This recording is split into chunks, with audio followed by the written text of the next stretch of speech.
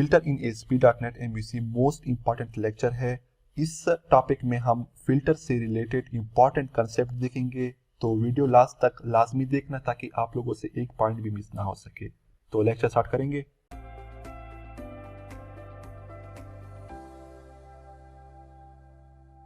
What are the filter in ASP.NET MVC। यहाँ पर ये फिल्टर से रिलेटेड एक क्वेश्चन होगा जो कि फिल्टर एग्जैक्टली किस तरह ये वर्क करेगा। तो यहाँ पर हम इसको भी देखेंगे। तो यहाँ पर अगर आप सेकेंड क्वेश्चन देख लें, why do we need filters, तो हमें फिल्टर्स की ज़रूरत क्यों पड़ती है, सही है। तो यहाँ पर अगर आप थर्ड क्वेश्चन देख लें, टाइप ऑफ MVC फिल्टर, तो यहाँ पर ये फिल्टर्स के कितने टाइप होंगे, तो इसको भी कवर करवाएंगे। तो यहाँ पर अगर आप फोर्थ क्वेश्चन देख लें, how many way to configure filter, तो इस तरह हम कितनी तरह के वे होंगे जो कि हम जो फिल्टर्स होंगे कस्टम फिल्टर उसको कॉन्फ़िगर करवाने के लिए, सही है। तो यहाँ पर अगर आप आगे आ जाएं, फिल्टर इन ASP.NET MVC, तो ये फर्स्ट क्वेश्चन होगा। तो यहाँ पर ये पॉइंट देखेंगे, filter are custom classes that provide both a declarative and programmatic mean to add pre action and post action. तो यहाँ पर ये जो फिल्टर होगा ये एग्जैक्टली कस्टम क्लासेस होते हैं जो कि हमें प्रोवाइड करता है बोथ डिक्लेरेटिव एंड प्रोग्रामेटिक। तो इससे क्या मतलब होगा, to add pre action and post action. Pre action जो होंगे, जो एक्शन होंगे उनसे रन होने से पहले, बिफोर, और इस तरह जो पोस्ट एक्शन होंगे, एप्लीकेशन होता है उसको एग्जीक्यूट करवाने के बाद ये वाला पोस्ट एक्शन रन होता है, सही है। तो ये दो तरह के बिहेवियर्स होते हैं कंट्रोलर में, सही है, जो कि एक्शन मेथड को रन करवाने के लिए।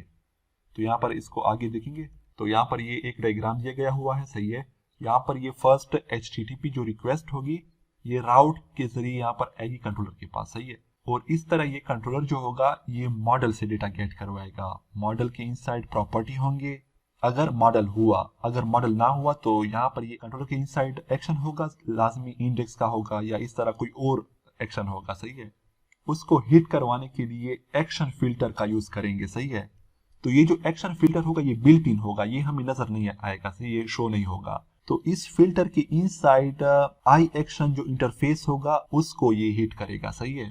तो उसके इनसाइड ये दो एक्शन होंगे, एक बिफोर का एक्शन होगा, मीन जो हम प्रोजेक्ट रन करवाते हैं तो ये जब एक्शन हिट होगा, सही है, उससे एक पहले का एक मेथड होता है, सही है, जो कि ऑन एग्जीक्यूटिंग होता है। और इस तरह यहाँ पर हम जब प्रोजेक्ट रन करवा लेते हैं, जब वो शो हो जाता है, सही है, जो कि इंटरफेस शो हो जाता है, तो ये एक्शन को रन करवाने के बाद एक मरहला होता है, सही है, उसको क्या कहते हैं, उस मेथड को हम ऑन एग्जीक्यूटेड कहते हैं, सही है। तो ये दो तरह के मेथड्स होते हैं इस फिल्टर को चलाने के लिए, एक्शन को चलाने के लिए, सही है। तो यहाँ पर अगर आप आगे आ जाएं, यहाँ पर डायग्राम देख लें, यहाँ पर ये जो एक्शन फिल्टर होगा ये इंप्लीमेंट करता है आई एक्शन फिल्टर इंटरफेस को। तो इसके इनसाइड यहाँ पर ये दो एक्शन होंगे, ये एक एक्शन जो होगा ऑन एग्जीक्यूटिंग होगा और एक एक्शन जो होगा ऑन एग्जीक्यूटेड, एक बिफोर का और एक आफ्टर का, सही है। यहाँ पर उसके बाद क्या करेगा, अगर हिट हो जाए उसके बाद यहाँ पर ये व्यू रन होगी।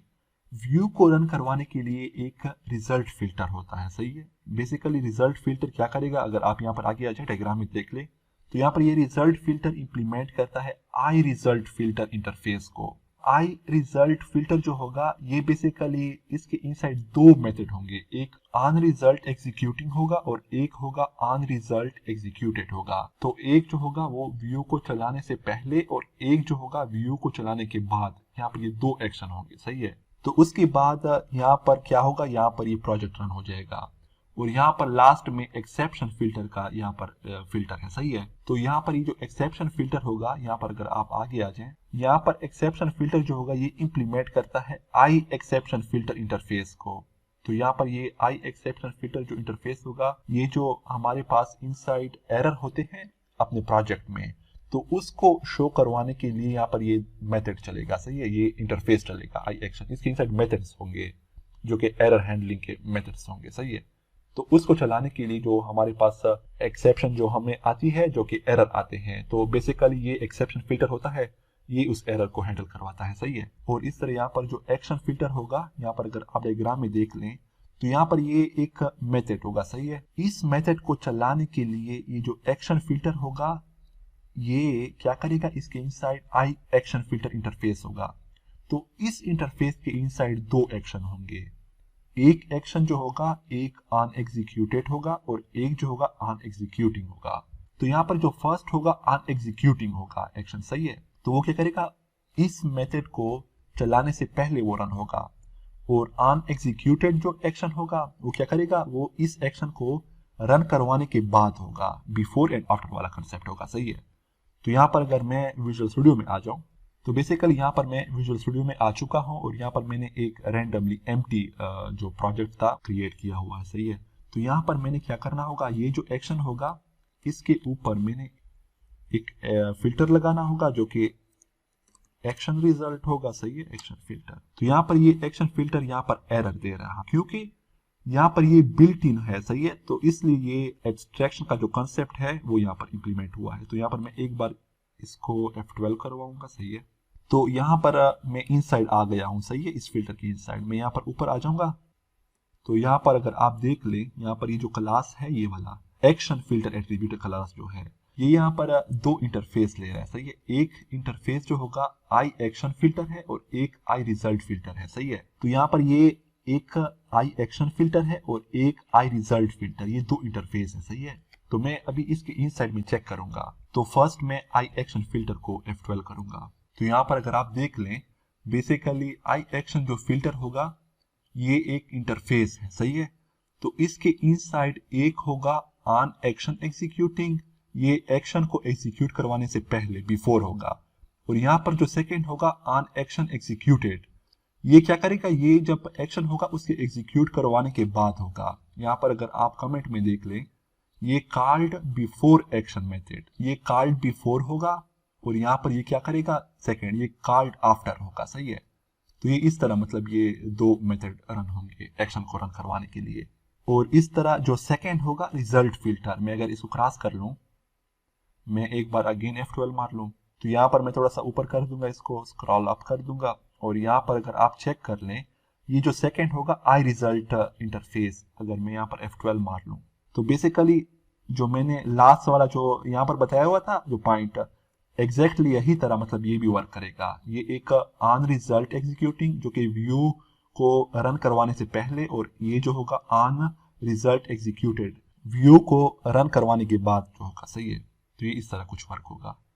तो यहाँ पर मैंने आगे करवाना होगा, तो यहाँ पर सेकंड जो होगा why do we need filters, तो हमें फिल्टर की जरूरत कौन सी जगह पर पड़ती है और कहाँ पड़ती है, सही है। तो यहाँ पर अगर आप देख लें first point, basically ASP.NET MVC filter perform the following common functionality in your application। तो यहाँ पर ये कह रहा है कि ASP.NET MVC परफॉर्म करता है कॉमन फंक्शनैलिटी, और इस तरह यहाँ पर अगर फर्स्ट फंक्शनैलिटी देख लें कैशिंग की, सही है, और इस तरह यहाँ पर जो सेकेंड होगी लॉगिंग की होगी, और यहाँ पर जो थर्ड फंक्शनैलिटी होगी एरर हैंडलिंग की होगी, और यहाँ पर फोर्थ जो होगी एथेंटिकेशन एंड ऑथराइजेशन की होगी, सही है। तो हमने यहाँ पर एथेंटिकेशन एंड ऑथराइजेशन को लास्ट वाले लेक्चर में कंप्लीट कर चुके हैं। इस लेक्चर पर हमने कंप्लीट एक वीडियो बनाई हुई थी, सही है। तो इस तरह हम इस वाले फंक्शनलिटी को नहीं देखेंगे, हम देखेंगे कैशिंग, लॉगिंग और एरर हैंडलिंग को, सही है। यहाँ पर अगर आप आगे आ जाएं, कैशिंग, कैशिंग से रिलेटेड एक पॉइंट है, caching mean to store something in memory that being used frequently to provide better performance. Caching basically store करता है मेमोरी जो कि फ्रीक्वेंटली प्रोवाइड बेटर परफॉर्मेंस, हमारे एप्लीकेशन की परफॉर्मेंस को बेटर करवाने के लिए कैशिंग जो फंक्शनलिटी होगी वो यहाँ पर ऐड होगी, सही है। We will see how you can dramatically improve the performance of ASP.NET MVC application by taking advantage of the output cache। तो यहाँ पर क्या कह रहे हैं, यहाँ पर कह रहे हैं कि यहाँ पर परफॉर्मेंस को इम्प्रूव करवाने के लिए ये एक एडवांटेज होगा किसका, आउटपुट कैशे का। आउटपुट कैशे क्या है, आउटपुट कैशे एक एट्रीब्यूट होगा जो कि परफॉर्मेंस को फास्ट करवाने के लिए ऐड होगा। तो इसको मैं एक बार यहाँ पर होम में आ जाऊंगा, और यहाँ पर मैंने टॉप पर ऐड करवाना होगा एक एट्रीब्यूट जो कि आउटपुट कैशे होगा, सही है। यहाँ पर ये देख लें, तो बेसिकली इस एट्रीब्यूट के बेस पर हम अपनी कैशे की जो अपनी एप्लीकेशन की मेमोरी जो होगी, जो परफॉर्मेंस होगा उसको फास्ट करवाएंगे, सही है। तो यहाँ पर हम सेकेंड पॉइंट देखेंगे, logging. In any class where you want to use logging, you can inject the iLogger T interface।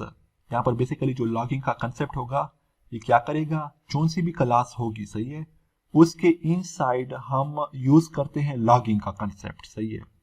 You can inject I logger T interface, तो हम क्या करेंगे, उसके बेस पर हम आई लॉगर टी इंटरफेस को इंजेक्ट करवाएंगे।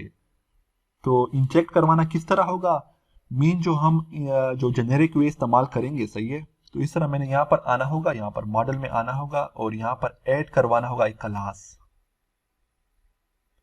और यहाँ पर मैं क्लास 1 ऐड करवा दूंगा आपको समझाने के लिए। तो यहाँ पर मैंने आना होगा होम में, तो यहाँ पर इस तरह मैंने यहाँ पर आना होगा नीचे, और यहाँ पर मैंने ऐड करवाना होगा पब्लिक, और यहाँ पर मैंने ऐड करवाना होगा एक मेथड, और बेसिकली, और यहाँ पर अगर आप चेक कर लें, यहाँ पर मैंने एक्शन रिजल्ट को रिमूव करवाना होगा, और यहाँ पर रिटर्न टाइप जो होगा लिस्ट होगा, सही है। तो लिस्ट के इनसाइड मैंने पास करवाना होगा क्लास 1 को। तो बेसिकली आई लॉगर क्या करेगा, आई लॉगर इस वाले जो जेनेरिक वे होगा इसको इंप्लीमेंट करेगा। तो यहाँ पर आई लॉगर जो टी होगा, टी बेसिकली क्लास 1 होगा, सही है। जो जेनेरिक वे होगा इसको इंजेक्ट करवाएगा, सही है, अपने प्रोजेक्ट में। Where T is the type of the class, T जो होगा टी टाइप ऑफ क्लास होगा, मीन जो क्लास 1 था वो टी होगा, सही है। देन उसके बाद हम यूज करेंगे आई लॉगर का ऑब्जेक्ट ताकि हम अपना मैसेज प्रिंट करवा सके। तो बेसिकली अगर मैं यहाँ पर नीचे आ जाऊं और यहाँ पर मैंने लिस्ट, और इसके इनसाइड में क्लास 1 ऐड करवा दूं, सही है। मैं अगर थोड़ा सा यहाँ पर स्क्रॉल डाउन कर लूं, तो बेसिकली इस ऑब्जेक्ट के जरिए हमने मैसेज प्रिंट करवाना होगा, सही है। तो इस तरह ये कह रहा है कि आई लॉगर जो क्लास है इस ऑब्जेक्ट के बेस पर हम मैसेज प्रिंट करवाएंगे at different level such as information, warning and error, सही है। तो यहाँ पर हम 3 तरह के मैसेज प्रिंट करवा सकते हैं, जो कि एक इंफॉर्मेशन का होगा, वार्निंग का होगा और यहाँ पर एरर का होगा।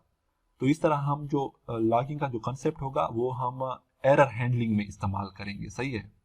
तो इस तरह हम अगर यहाँ पर आगे आ जाए, error handling, once an application is created, जब हमारा एप्लीकेशन क्रिएट हो जाए, एनीथिंग कुड हैपन, तो इस तरह कुछ भी हो सकता है, सही है। And unfortunately bad thing do happen quite a lot, तो यहाँ पर जो प्रोजेक्ट होगा उसके इनसाइड यहाँ पर डिफरेंट टाइप के जो एरर होते हैं वो यहाँ पर आते हैं, सही है।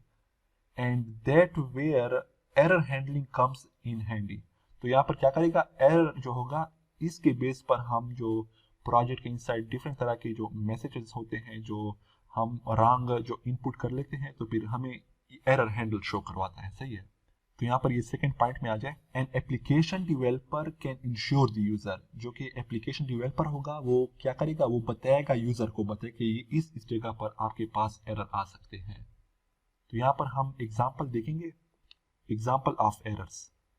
फर्स्ट जो एरर होगा डेटाबेस एरर होगा, तो ये मैं एग्जाम्पल बता रहा हूँ, सही है। तो इस तरह आपके पास डिफरेंट तरह के एरर आ सकते हैं, सही है। तो यहाँ पर ये जो सेकंड एरर होगा डेटा कन्वर्जन पार्सिंग एरर, यहाँ पर ये सीरियलाइजेशन जो होगा जेसन को कन्वर्ट करवाने के लिए, और इस तरह हमारे पास जो HTML का जो डेटा होता है उसको सीरियलाइज करके हम कन्वर्ट करवा के जेसन में, तो तब इसका भी यहाँ पर एरर आ सकता है। तो यहाँ पर ये थर्ड जो एरर होगा server error such as 500 status code, तो यहाँ पर ये जो सर्वर का एरर भी कभी कभी आ सकते हैं, सही है, कनेक्शन का इस तरह।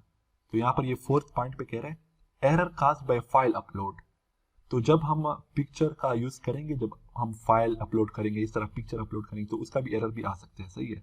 तो इस तरह हम फिफ्थ पॉइंट देखेंगे ऑथेंटिकेशन एंड ऑथराइजेशन इशू, तो यहाँ पर ये ऑथेंटिकेशन और ऑथराइजेशन का इशू भी आ सकता है, सही है।